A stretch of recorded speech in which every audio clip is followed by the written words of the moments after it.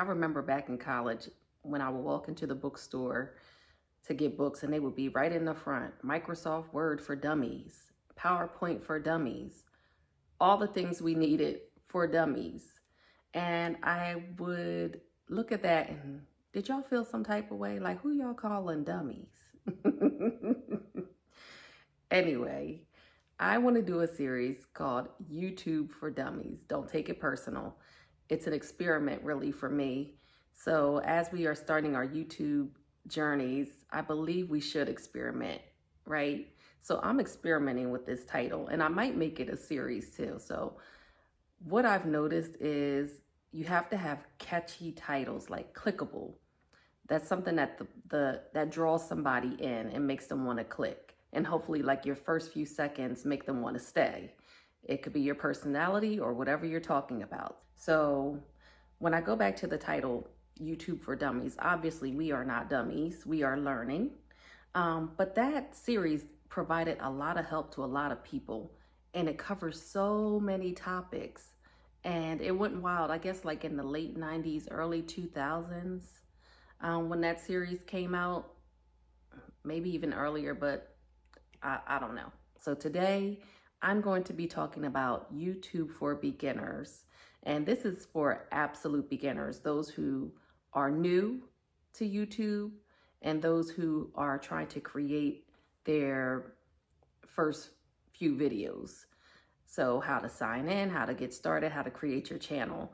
But there's so much more with YouTube as far as learning is concerned, and I'm learning along the way. So I just want to share with you all, as I'm learning, we can learn together, right? So the first thing I want to talk about is, let's see, I got my notebook. Now this is another thing. I always will have my notebook next to me so that I don't lose track of what I'm talking about. I'm not advanced yet to where I can just be off the cuff and just talk, depending on the subject. I just want to make sure that I have my outline, my pointers, and things that I want to cover. So that's another tip.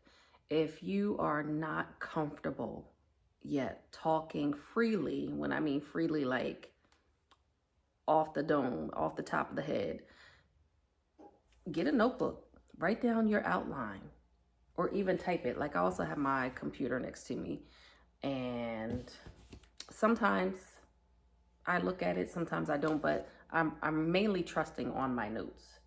You want to have a level of comfort when you are recording, especially when you're not used to it. So I'm not used to being in front of the camera. Normally I'm behind the camera. Like I said, I have a faceless channel as well. And that's how I started on YouTube, being faceless and recording my scripts and uploading. So therefore you would not see me. It was all good. But here's my script. Like here's my notebook. So I'm always gonna have my notebook handy to help me stay on track, to help me make sure that I'm covering everything that I want to talk about. But some people don't need that. Some people can talk right off the cuff. You don't need a notebook. You don't need index cards. Good for you. But I need my notebook. Oh, I wanted to share. I also saw this app recently. I don't know the name of it. I'm sure there's probably multiple apps like this. It's an app that allows you to upload your script onto your phone, and then you can just read off of your phone like it's a teleprompter. But I don't know how that would work, because then that would make me look this way to watch the words as opposed to looking at the lens. Either way, I'm not getting it. But there's an app where you can use a teleprompter like that'll flow down your screen as you're talking.